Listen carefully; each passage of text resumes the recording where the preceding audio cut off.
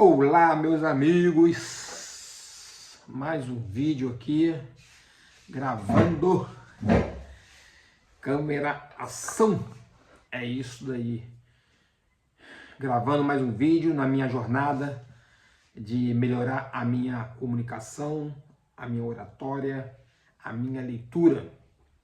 Para quem não conhece, meu nome é Anderson Oliveira, eu tenho 43 anos, sou péssimo em leitura, oratória, e resolvi criar esse canal para treinar oratória, trava-línguas, leitura, exercício de comunicação, e coloquei o nome de Aprendiz de Oratória. Só que eu não vou ensinar ninguém oratória, eu vou aprender oratória, é isso daí.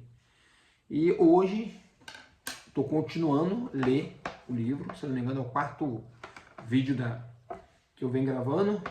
Estou lendo esse livro, Aprender. O que diz a psicologia e a ciência cognitiva? Os caminhos da aprendizagem, autoformação e as novas formas de aprender. Direção de Veronique Bedin e Martin Fournier. É isso daí. Então vamos aqui, eu parei aqui agora no capítulo da ação e a linguagem. Vamos lá, vamos demorar muito não. A psicologia nascente enraiza na filosofia pragmática e destaca a dimensão de ação do sujeito. O indivíduo encontra-se na obrigação de criar formas de conhecimentos cada vez mais sofisticadas, esforçando-se para ajustar as suas ações aos constrangimentos da realidade. Para os behavioristas, Edwards, eu não sei se a pronúncia é essa em inglês, eu não sei pronunciar não, é Toldick, não sei se é isso, e Burham Skinner, tal como para o construtivista Jean Piaget, todos eles marcados pela herança intelectual de John Dewey. As ações constituem a forma pela qual o indivíduo interage com o meio ambiente, se adapta a ele e, ao mesmo tempo, o transforma. Toda a aprendizagem enraiza na ação exercida pelo sujeito sobre o seu meio. Nessa perspectiva, Thorndike, 1834 e 1949, considera que a aprendizagem se realiza por tentativa e erro. Ao abordar o condicionamento operativo, Skinner afirma que os homens agem sobre o mundo, transformando o mundo, e, por sua vez, são transformados pela consequência das suas ações. Esta afirmação podia ser repetida por Piaget.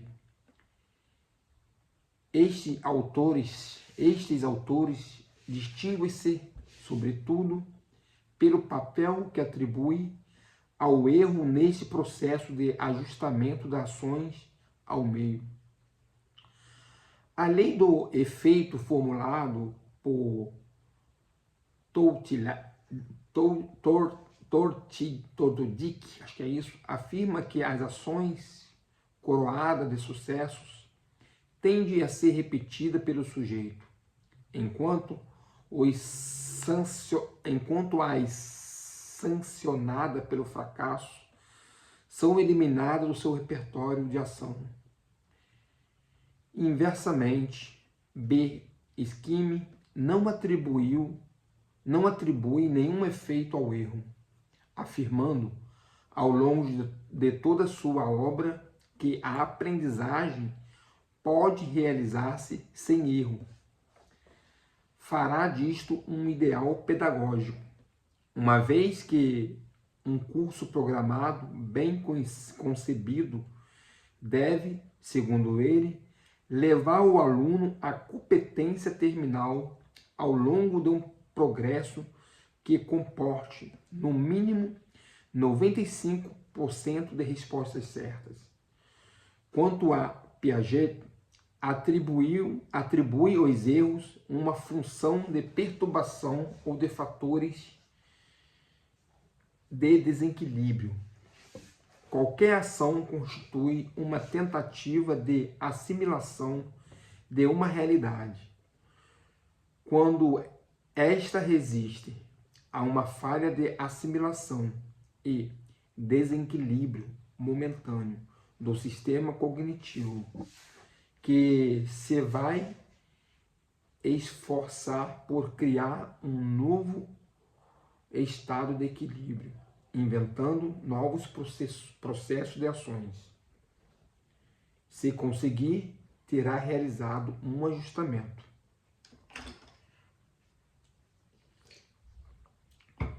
A teoria de aprendizagem pela ação confronta-se com um problema crucial: a passagem das ações aos conceitos e, de um modo mais global, a relação entre pensamento conceptual e inteligências prática ou sensoriomotora. Scheme resolveu o problema distinguindo os comportamentos controlados pelas contingências e os governados pelas regras. Estas são transmitidas ao indivíduo por via de linguagem. A solução de Piaget é mais complexa. Para ele, é com o aparecimento de aparelhos semióticos, linguagem, imitação,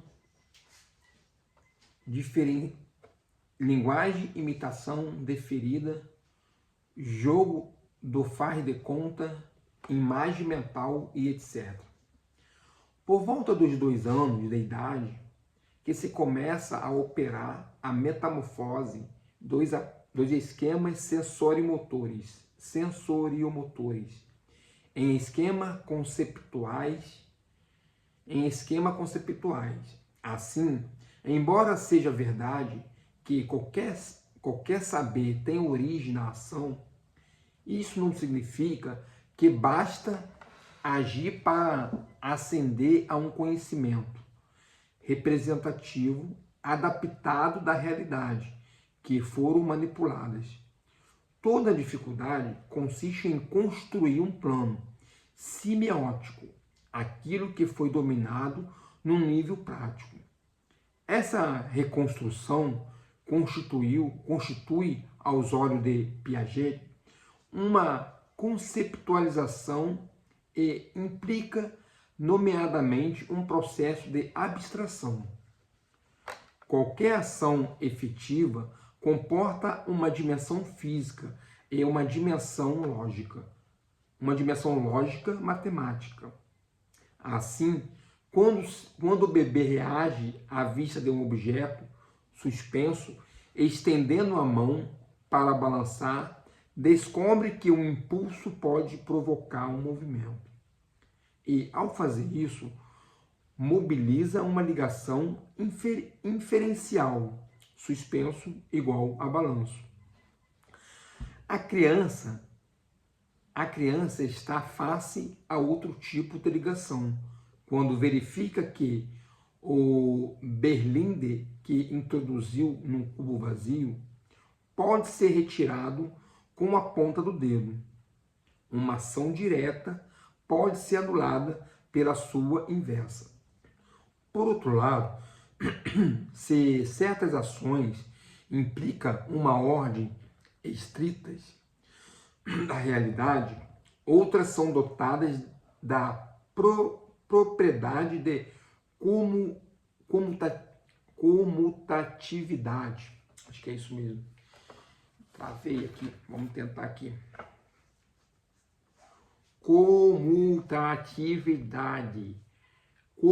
comutatividade e outras da decimetria.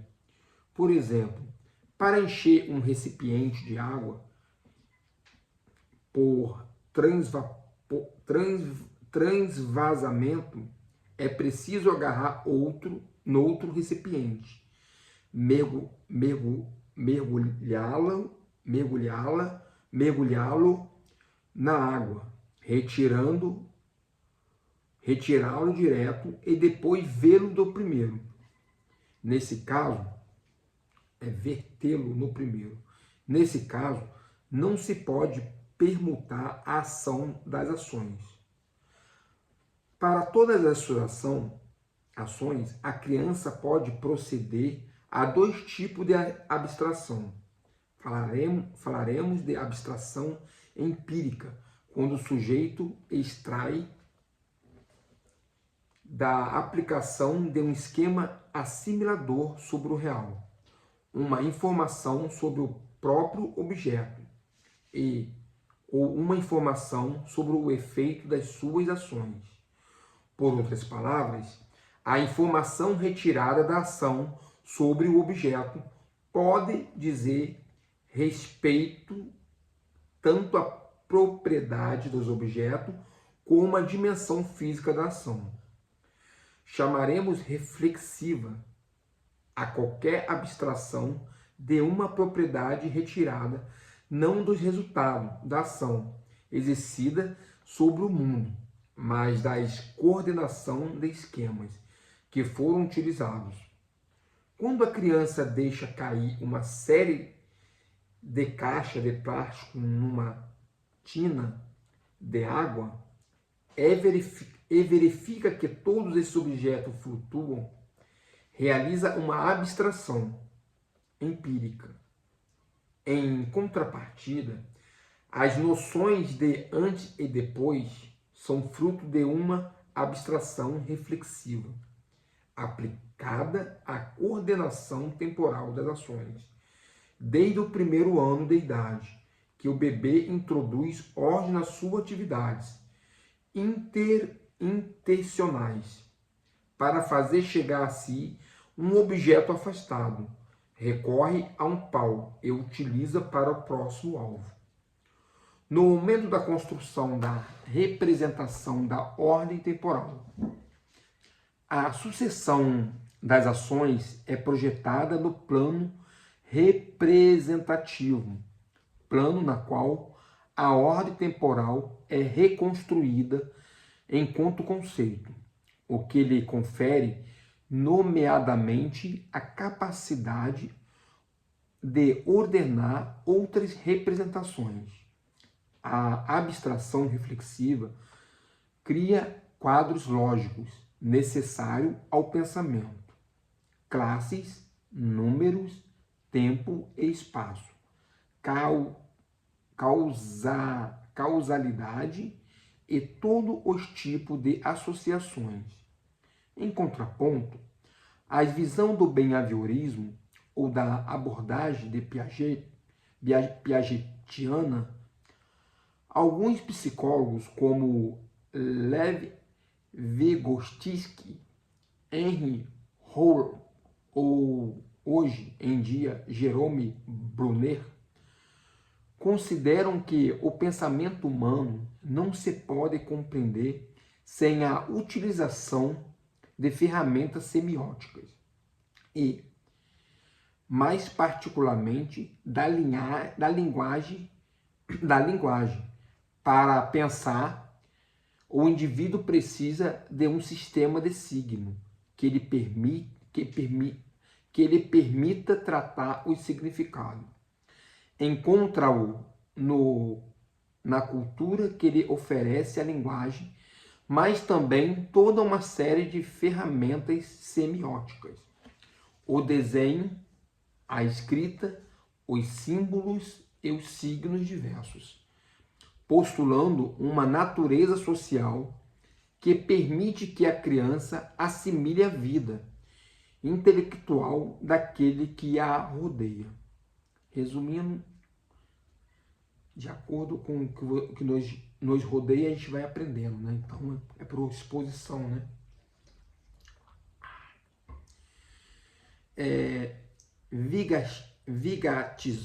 Vygotsky afirma, por exemplo, que a criança se torna homem pela sua inserção no meio social que veicula os traços culturais das conquistas intelectuais e tecnológicas realizadas pelo homem ao longo da sua história.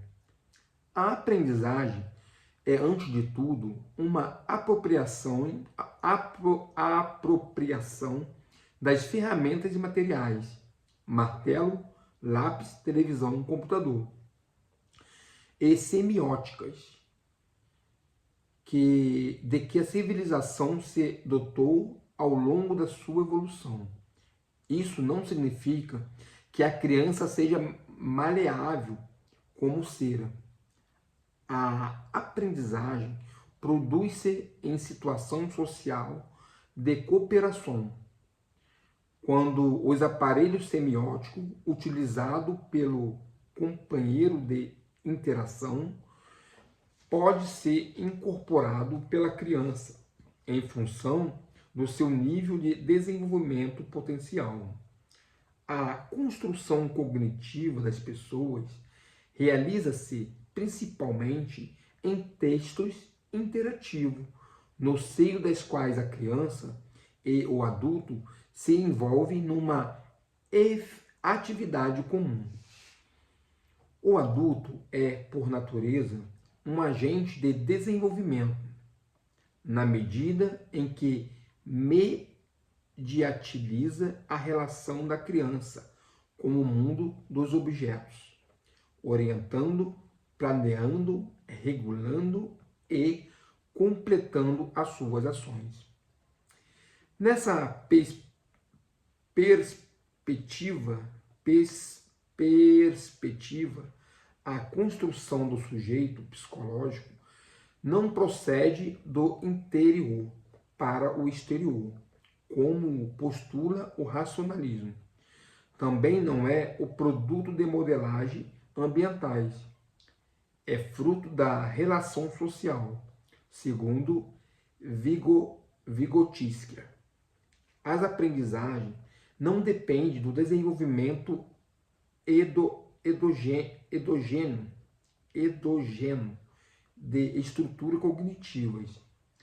As aprendizagens ativas, o desenvolvimento ao estimular na criança toda uma série de processos cognitivos que só lhes são acessíveis no quadro de interação com o adulto ou de colaboração com colegas, numa vez interiorizados. Esse processo torna-se uma conquista própria da criança. Nesse sentido, a psicologia do desenvolvimento deve necessariamente conjugar a psicologia da aprendizagem e a psicologia da educação. É isso, meus amigos. Esse foi mais um treinozinho de leitura que eu realizei. Mas eu estou muito cansado hoje, mas acredito que já está valendo. Estou me sentindo um pouco preso ainda na fala. Não sei se é impressão minha, mas eu estou com a voz bem embargada. Fiz exercício antes de respiração, fiz exercício vocal, mas mesmo assim eu me senti um pouco embargado. Vou tentar me acalmar mais, acho que eu fiquei um pouco nervoso hoje, mas está valendo. E se você quiser acompanhar a minha jornada aí nessa luta, se inscreve no canal e deixa um comentário, uma opinião aí, o que eu devo fazer para melhorar a minha comunicação. Valeu, pessoal, e até o próximo vídeo. Valeu, valeu!